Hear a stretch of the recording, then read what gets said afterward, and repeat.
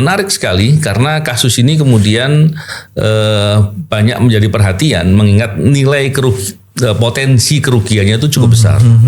Dan kasus ini terkait tambang. Ini kalau nggak salah tersangkanya Bupati Konawe Utara kalau nggak salah. Dan kemudian kasus ini dihentikan. Wah, semua orang terkejut. Yang lebih kemudian membuat orang terkejut juga adalah Kejagung kait dengan kasus Konawe Utara yang dihentikan. Tentunya kita semua prihatin dengan kejadian ini gitu ya. Dan akan lebih baik kalau kemudian KPK itu menjelaskan ke publik ya. Apa sih yang menjadi persoalan sehingga betul-betul harus perlu dihentikan.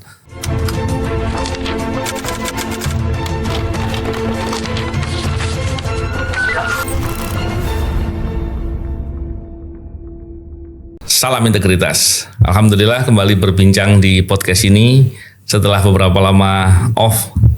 Istirahat dulu Pak Bebe. Kali ini kita berbincang-bincang. Karena kalau bicara narasumber Pak Bebe udah terlalu sering ya. Mas Novel bukan istirahat. Bukan istirahat Mas, lagi cari ilmu yang lain. Pak Bebe, apa kabar Pak Bebe? Alhamdulillah sehat dan waras. Alhamdulillah. Terima kasih nih Pak Bebe berkenan hadir untuk berbincang sesuatu yang sedang mengagetkan Pak Bebe.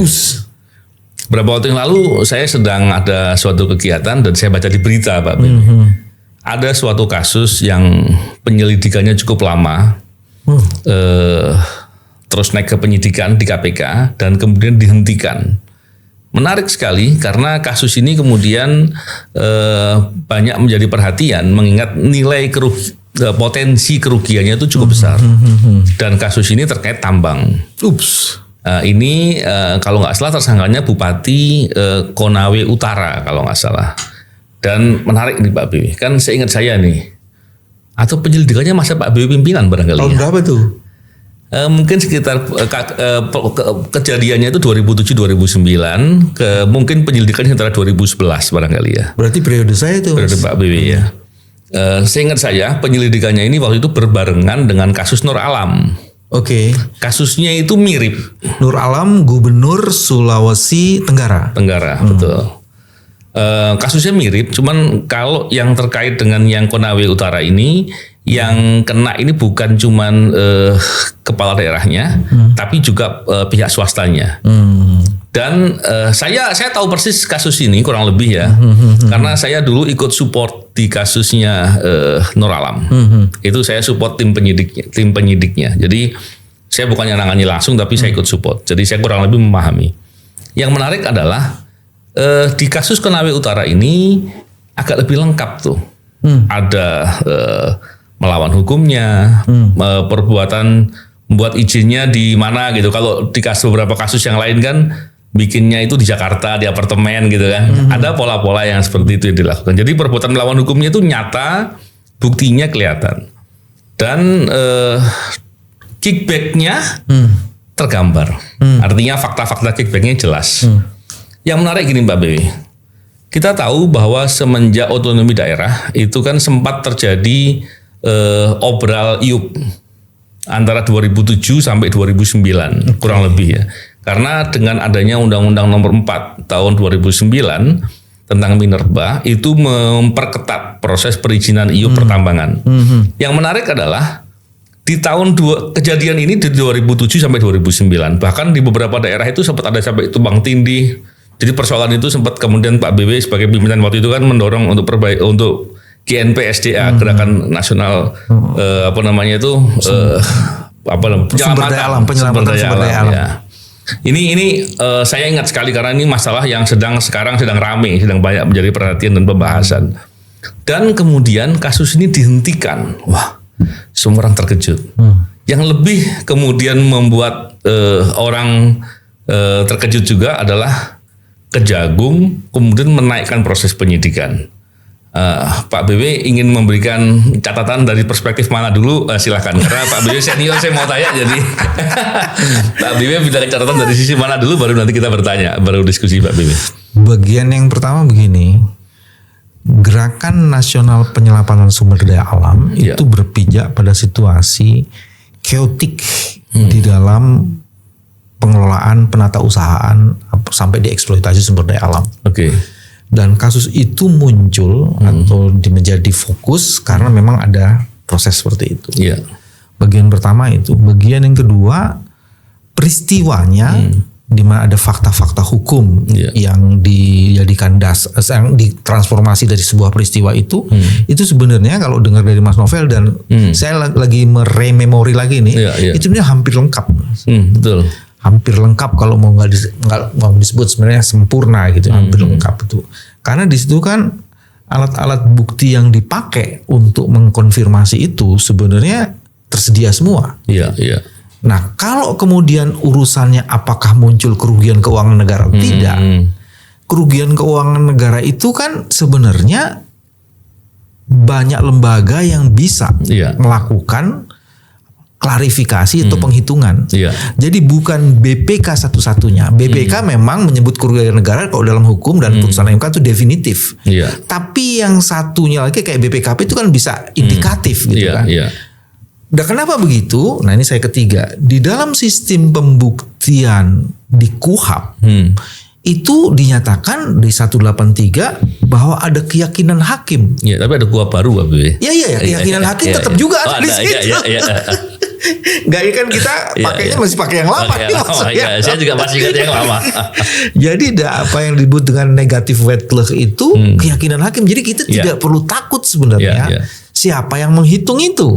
Kenapa nih saya kemukakan dengan menghitung? Katanya yang saya dengar desas-desusnya karena BPK tidak mau menghitung. Ini isu yang lain lagi nih nanti BPK. Emang kalau BPK tidak mau menghitung, lembaga lain nggak bisa menghitung. Kan lembaga yang lain juga punya otoritatif untuk menghitung. Dan kalau itu menghitung, itu bisa dijadikan misalnya BPKP yang menghitung bisa dijadikan sebagai informasi indikatif dan ini kan tinggal bagaimana hakim diyakinkan. Jadi kalau kemudian KPK membuat keputusan meng-SP3-kan artinya dia mengabaikan prinsip penting 183. Emang ada disebut di dalam 184 bahwa salah satu yang dijadikan alat bukti itu harus ada audit BPK, kan nggak ada. Jadi itu against prinsip pembuktian sebenarnya. Menurut saya ada persoalan di situ. Dan kemudian yang mengejutkan sekarang nih ya Mas, begitu ini di SP3 kan, terus muncul Kejaksaan Agung kan pertanyaannya gitu. SP3 kan tidak menutup bahwa kasus ini dibuka kembali. Cuman kan pertanyaannya apa alasan yang dijadikan dasar membuka kasus ini kembali? Nah, apakah alasan itu kemudian tidak dikerjakan pada saat di KPK gitu kan? Nah sehingga kemudian saya kok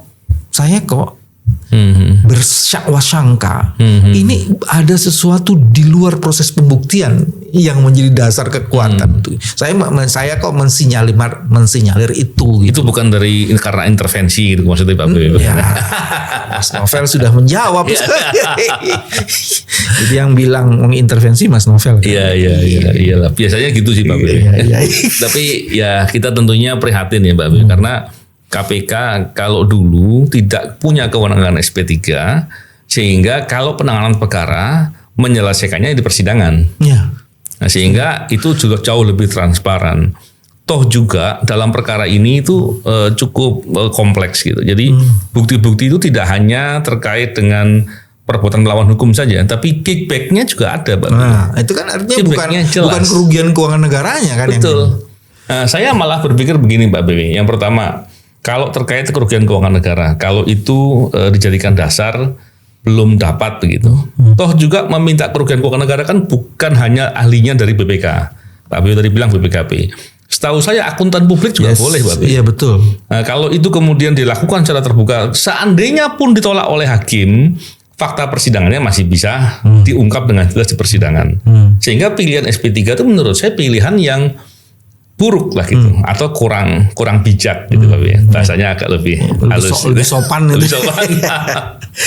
Tapi gini Pak Bewi, kalau terkait dengan tadi ada fakta-fakta kickback, paling enggak saya mendengar itu karena beberapa penyelidik yang menjadi yang menangani perkara ini di TWK kan Pak Bewi. Jadi mereka juga tahu cerita ini kasusnya seperti apa, detailnya bahkan. Yang menarik adalah proses penyelidikan itu kan lama Pak Bewi. Karena seingat saya 2011, 2012 sekitar tahun-tahun itu sekitarnya. Kalau kemudian proses penyelidikan itu sudah memeriksa banyak orang, tentunya saat memeriksa itu Pak Bewi, penyelidik itu akan menyarankan kepada semua pihak untuk bicara padanya. Dan itu nggak mudah Pak Bewi. Orang bicara padanya itu kadang-kala beresiko dimusuhi. Dimusuhi oleh pihak yang kemudian terlibat dalam perbuatan sebagai pelaku atau yang membantu pelaku atau pihak terkait. Kalau kemudian dia sudah cerita semua dan seterusnya, kemudian perkaranya tidak dibawa ke pengadilan, orang ini justru tanda kutip menang gitu Pak Bewi dengan perspektif itu, maka ini berbahaya bagi orang-orang ini. Karena proses perlindungannya jadi nggak jelas Mbak B. Kecuali kalau perkara sudah jalan ke persidangan, maka prosesnya orang-orang yang terkait akan dihukum dan pengawasannya oleh publik akan jauh lebih baik. Jadi saya melihat ini resiko-resiko tinggi dan apalagi di tengah-tengah semangat dari pemerintah untuk sedang membenahi sektor tambang dan perkebunan. Pak Bewi ada pandangan apa? Bagian yang pertama gini, SP3 yang diberikan kepada KPK itu menjadi fireback. Ya. Kenapa fireback? Karena prinsip prudentiality yang ditetapkan sebelum adanya otoritas SP3 itu menjadi bagian penting yang dikedepankan oleh para penegak hukum di KPK. Dengan prudentiality itu maka mereka tidak akan pernah mau menaikkan status penyelidikan ke penyidikan kalau tidak meyakini. Ibaratnya kalau di bahasanya novel, kalau tidak hakul yakin, bukan sekedar ainul yakin tapi hakul yakin, nggak akan mungkin. Jadi sebenarnya ini sekali lagi membuktikan perubahan undang-undang KPK mengkonfirmasi bahwa etos dari penyelidik dan penyidik KPK itu sekarang menjadi berkurang, terutama dimanfaatkan oleh pimpinannya. Ini kan pimpinannya nih yang membuat ini pengambil keputusan terakhir. Bagian yang pertama itu. Bagian yang kedua yang juga sangat menarik adalah mekanisme pengambilan keputusan seperti ini itu mengandung resiko 3 Mas. Tadi Mas Novel udah mulai nyebutin 1. Yang tadi yang Mas Novel sebutkan itu adalah dalam bahasa saya, bagaimana pelindungan terhadap siapapun yang membuka, yang menyebabkan kasus ini bisa naik ke tahapan yang lain. Itu bagian yang pertama. Terus bagian yang kedua, tidak ada jaminan orang-orang ini tidak mendapatkan risiko apapun. Nah, risiko ini yang menarik itu. Terus yang ketiga satu lagi Mas, ini kemudian sebenarnya kita sedang membangun impunitas. Dan ini kan bisa jadi problem besar nih ketika Kejaksaan Agung mulai menaikkan lagi. Apa bedanya proses pemeriksaan di KPK dan di Kejaksaan Agung sehingga kemudian ini bisa dibuka lagi. Dan ini sekali lagi mengkonfirmasi apakah orang-orang yang di-TWK-kan memang ditarget karena dia membongkar kasus-kasus itu. Tadi saya mau nanya soal itu. Jadi kalau saya sekarang ini mengkonfirmasi sebagian orang-orang yang bekerja secara baik di dalam proses-proses penegakan hukum di KPK, baik di penyelidikan dan penyidikan, itu ternyata ditarget dan ini terkonfirmasi dengan SP3 ini.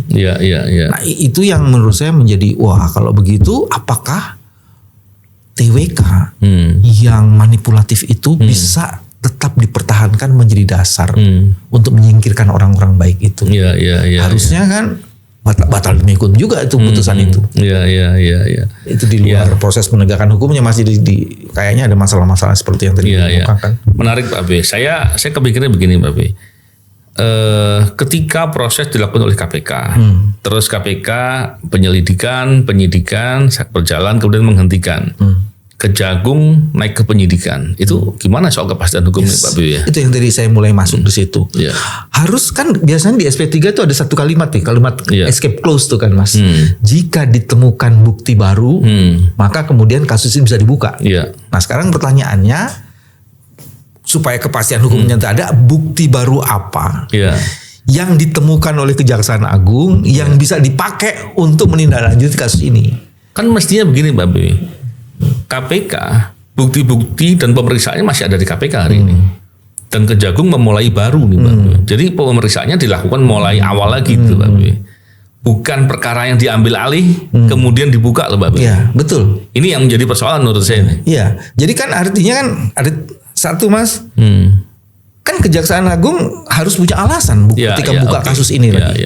Nah alasannya itu apa? Jadi bagi lawyer orang ini kan sekarang orang-orang dari tersangka yang sudah ditangkap, apa ini barunya gitu loh. Betul. Apa sesuatu yang membedakan dengan proses pemeriksaan sebelumnya? Walaupun saya setuju dengan Kejagung Pak Bian, menangani perkara betul, penyidikan. Saya setuju. Cuman kan ada kompleksitasnya kan. Kita sebenarnya sedang mendiskusikan ketika KPK membuat keputusan itu. KPK menciptakan kompleksitas hukum baru yang menyebabkan ketidakpastian. Jadi ini bukan karena keberatan terhadap apa yang dilakukan Kejaksaan Agung. Cuman KPK membuka kompleksitas baru, sebuah ketidakpastian. Itu yang sebenarnya kita sedang diskusikan kan di situ. Iya. Saya beberapa waktu terakhir kan sering melihat di berita Pak Bewi, bagaimana Satgas PKH yang dibentuk oleh Presiden gitu ya. Saya nggak tahu Presiden tuh Menko Polkam ya, saya lupa itu. Tapi poinnya adalah ada Satgas PKH yang kemudian banyak melakukan aksi dalam rangka membongkar praktek-praktek terkait dengan perkebunan yang ilegal, bahkan yang waktu itu kan 3 juta hektar yang masuk kawasan hutan ya, Pak Bibi, yang sawit Pak Bibi ya, yang sering kita bahas juga kan itu kan kemudian dirampas tuh, dilakukan tindakan Satgas PKH. Tambang juga saya yakin langkahnya sudah dilakukan ke sana. Dan saya yakin persoalan ini juga pasti sudah dilihat juga nih sama Satgas PKH nih tentang persoalan yang timbul ya, karena pemeriksaan ketika sudah ada penyidikan di KPK pasti proses itu menjadi perhatian gitu Pak Bewi. Saya yakin dengan banyak yang dilakukan itu dari Kejagung tentunya juga sudah banyak informasi. Tapi yang menarik adalah di saat pimpinan KPK sekarang ini yang lengkap-lengkapnya nih Mbak Bewi. Dari polisi ada, dari kejaksaan ada 2 gitu ya. Terus dari hakim ada, dan dari BPK ada. Jadi di saat ini kok malah bikin SP3 gitu. Jadi saya agak prihatinnya di situ. Apalagi apabila benar ternyata proses di Kejagung bisa diusut dengan baik begitu, seandainya nanti kemudian bisa dibawa ke persidangan dan kemudian bisa ditunjukkan bagaimana fakta-fakta yang ada yang sebenarnya. Ini kan sesuatu hal yang sangat memprihatinkan Mbak Bewi. Karena tentunya Pak Bewi, saya yakin Pak Bewi juga dan kami yang dulu pernah di KPK pasti sangat berharap agar KPK itu betul-betul menjadi teladan, bisa menjadi yang diandalkan lah dalam memberantas korupsi. Tapi melihat fakta-fakta ini kan kemudian kita justru malah khawatir bahwa yang terjadi malah kurang punya keberanian, kurang progresif dalam menangani perkara dan seterusnya. Gimana Pak Bewi melihat persoalan itu Pak Bewi? Satgas PKH itu sebenarnya sudah ada sejak zaman Presiden Jokowi. Oh iya. Karena itu perpresnya itu tahun 2023 Mas. Oh iya. Tapi ada isu strategik yang membedakannya. Strategik yang membedakannya itu pada saat Presiden Jokowi itu penertiban. Nah kalau yang sekarang ini pengamanan aset strategis negara. Oke. Jadi ada beda nih. Iya. Karena apa? Pak Prabowo mengatakan akan ada ketahanan pangan dan ketahanan energi. Nah disitulah ngomong soal penertiban hutan, karena di hutan itu bukan sekedar ada industri kayu macamnya, tapi itu bisa jadi ketahanan energi juga ada di situ. Selain ketahanan pangan pakai kelapa sawit dan macam-macam kayak gitu, ya, terutama ketahanan energi. Nah itu yang membedakannya. Jadi kemudian di situ program ini dulu juga sudah Menko Polhukam sebenarnya Mas, kewenangannya. Kenapa ini kan jadi menarik? Karena aset strategis, jadi yang mengamankan bukan sekedar menteri hukum, tapi juga ada kepentingan politiknya. Nah itu sebabnya kemudian kebijakan-kebijakan politik juga menjadi bagian penting untuk pengamanan aset strategis itu. Nah terus yang ketiga yang juga menarik Mas, ini kan kita lagi bicara soal pajak. Soal revenue, penerimaan keuangan negara, dan salah satunya adalah dari hutan, dari sumber daya alam itu.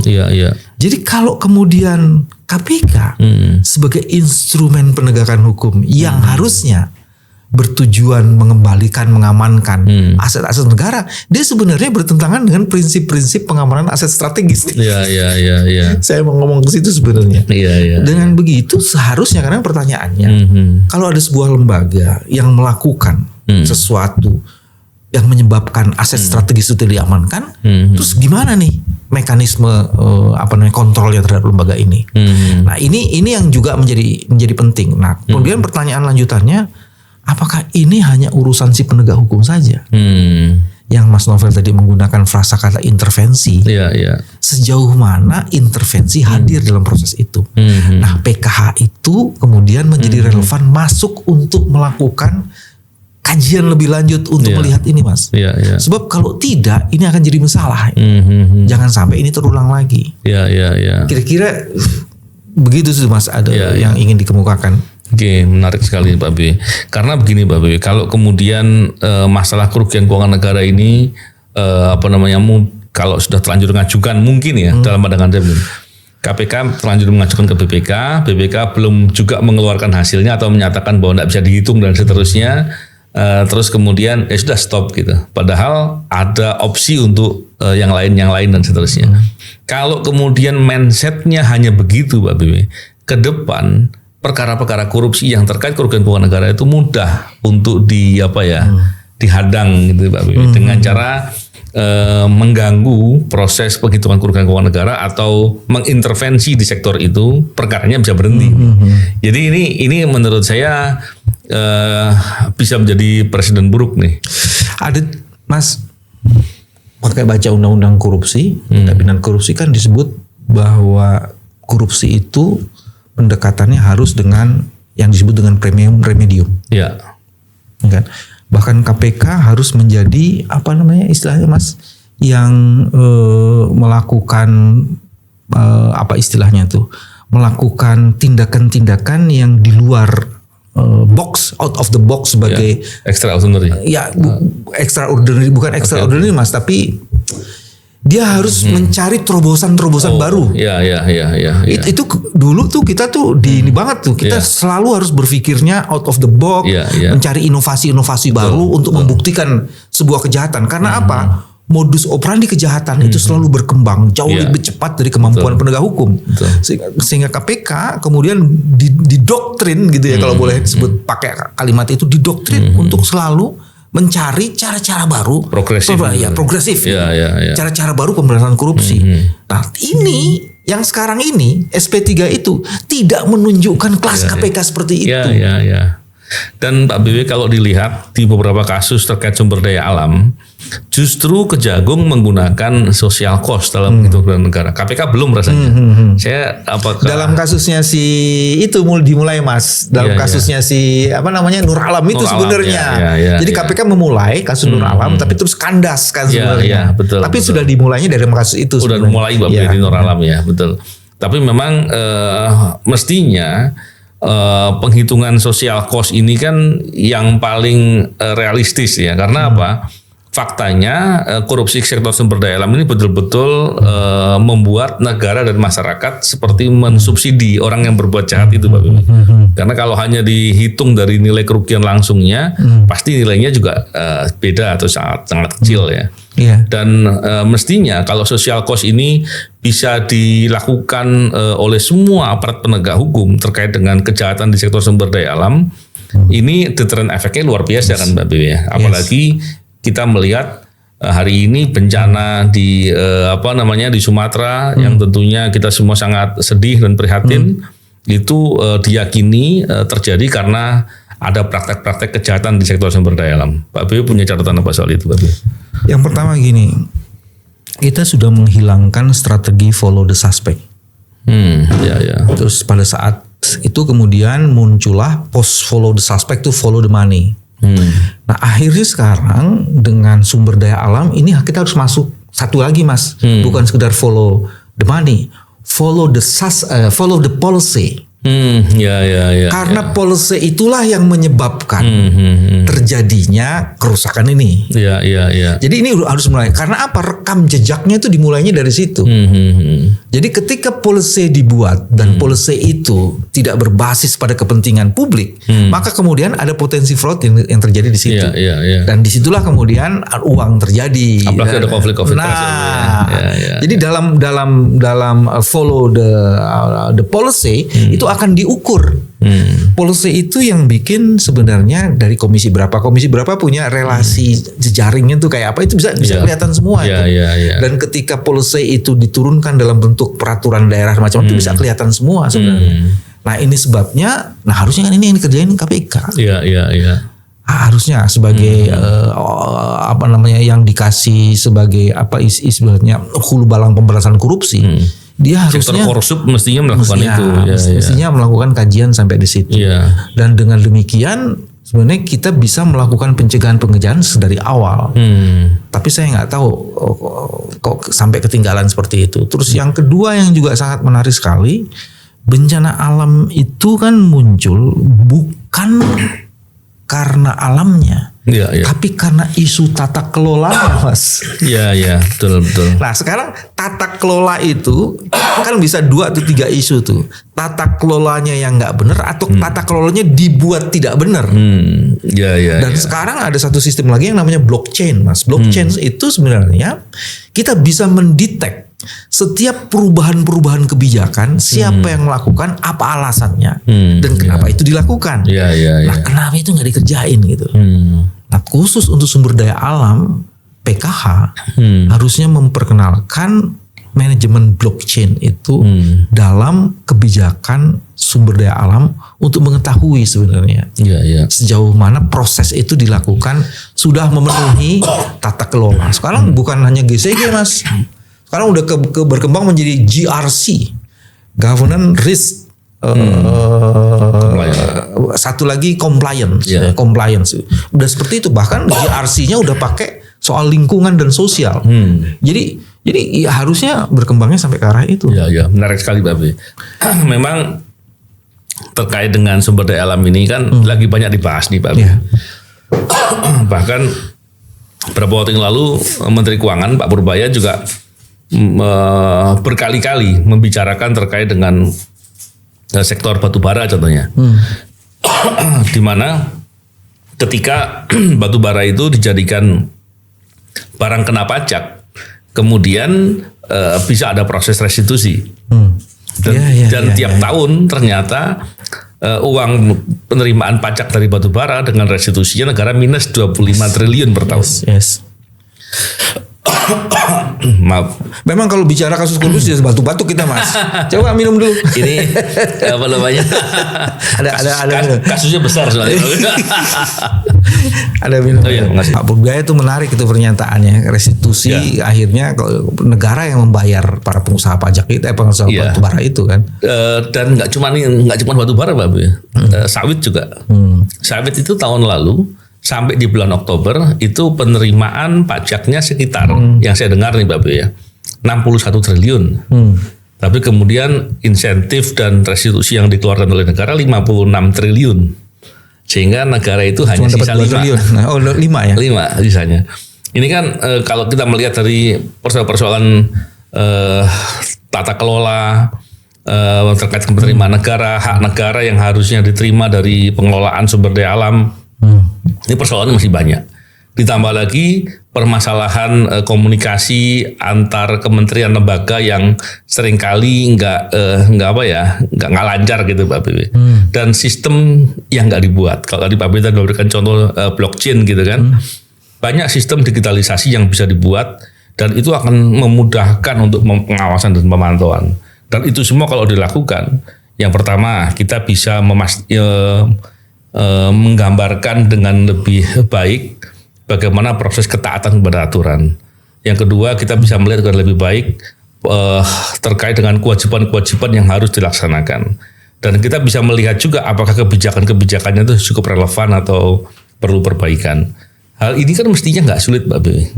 Tapi memang kita mau bicara yang seperti tadi yang terakhir saya katakan, bagaimana kita membicarakan kalau perkaranya saja di SP3 gitu. Silakan Pak B mungkin komentar soal itu. Restitusi ini kan kebijakan Mas. Ya. Tadi saya bilang follow the policy. Nah selama ini Pak Purbaya seolah-olah mengedor kesadaran kita. Ya. Padahal restitusi ini kan udah lama. Ya. Ya kan? Nah, kenapa? Ini semenjak Undang-Undang Cipta Kerja, Pak. Betul. Ya, tapi ideologi restitusi sebenarnya sudah lama terjadi. Iya. Semuanya pakai restitusi itu. Selama ini kita tuh diiming-imingi dengan bahwa ini menimbulkan penerimaan keuangan negara. Iya. Tapi kita lupa bahwa negara harus mengembalikan uang-uang itu sebagiannya justru kepada orang-orang yang tadinya mendapatkan keuntungan banyak. Jadi Pak Purbaya kan bilangnya begini, ini against economic justice, ini against revenue bagi negara. Nah ini kan mulainya dari policy. Nah pertanyaan saya tadi ingin mengkonfirmasi itu, ketika kita Pak Purbaya itu menyatakan bahwa ada kerugian keuangan negara dari restitusi, tapi kemudian tidak dilacak, Mas. Dia cuma mengatakan kita terima sekian. Tapi kenapa pasal restitusi itu muncul? Harusnya kan itu dilacak. Kenapa pasal restitusi ini? Siapa yang dulu? Iya. Karena waktu kita mulai mendiskusikan social cost of the corruption, itu kan kita muncul. Kita kan ada studi-studinya, Mas. Ternyata sebuah kebijakan itu muncul dan merugikan begitu banyak, dan kerugian itu bukan sekedar kerugian dari orang menyuapnya, tapi ada social cost dari alam. Proses biaya penegakan hukum, terus ada gitu keuntungan yang harusnya didapat. Jika kemudian kita dulu mempersoalkan apa definisi kerugian keuangan negara, bukan yang bersifat faktual saja. Sekarang yang social cost yang digunakan itu kan itu against yang diputuskan oleh Mahkamah Konstitusi kan sebenarnya. Tapi itu justru diadopsi kan. Walaupun ada ininya, Mas. Ada harus hati-hati tuh, Mas. Karena ada yang sekarang berkembang satu istilah baru yang disebut dengan satu pembuktian atau kerugian keuangan negara yang dibangun hanya untuk menaikkan citra. Maksudnya numpuk uang di atas meja gitu, Pak. Bukan di situnya, Mas. Ketika kasus ini mulai dibongkar, disebutlah uang ratusan triliun. Tapi begitu sampai di pengadilan, semua pernyataan-pernyataan awal itu tidak bisa dikonfirmasi. Itu ini tuh, mestinya harus dilihat sebagai pelanggaran etik berat itu. Itu unprofessional conduct juga itu bisa dipakai. Dan itu terjadi sekarang. Jadi kalau saya menyebutnya itu popular enforcement. Jadi seolah-olah untuk mencari popularitas itu digunakanlah orang yang menakutkan. Oh iya benar. Begitu dikonfirmasi, nggak ada sama sekali itu dalam proses persidangannya. Itu yang terjadi dalam kasusnya Tom Lembong misalnya. Itu kelihatan banget itu. Menarik sekali ini Pak B. Pak B tentunya tadi kembali ketika kita membahas terkait dengan kasus Konawe Utara yang dihentikan, tentunya kita semua prihatin dengan kejadian ini gitu ya. Dan akan lebih baik kalau kemudian KPK itu menjelaskan ke publik ya, apa sih yang menjadi persoalan sehingga betul-betul harus perlu dihentikan, terlepas dari Kejagung ternyata memang sedang melakukan penyidikan. Mungkin sebagai closing statement Pak BW ada yang mau disampaikan terkait dengan saya mendengar belum dari Mas Novel. Tapi Mas Novel ada salah satu pembina dari IM57 katanya mau mengajukan itu ya. Mau mengajukan pengaduan ke Dewan Etik. Oh, saya malah belum diberitahu. Kasus Konawe katanya. Karena itu unprofessional conduct-nya terjadi di situ. Kok bisa kayak gitu? Nah ini betul, jadi penting itu, Mas. Kalau ada begitu saya setuju dan saya akan mendukung. Baik Pak BW, terima kasih. Semoga bincang-bincang ini bermanfaat. Tentunya kita berharap ke depan semua aparat penegak hukum yang terkait dengan pemberantasan korupsi bisa bekerja dengan sungguh-sungguh, objektif dan jujur, dan terutama terkait dengan sumber daya alam, karena kita berharap semoga dengan penindakan yang sungguh-sungguh, perbaikan tata kelola yang dilakukan optimal, tidak terjadi persoalan kerusakan lingkungan dan kerugian negara yang timbul yang begitu besar akibat dari perbuatan-perbuatan jahat tadi. Terima kasih Pak BW. Salam integritas. Assalamualaikum warahmatullahi wabarakatuh. Waalaikumsalam.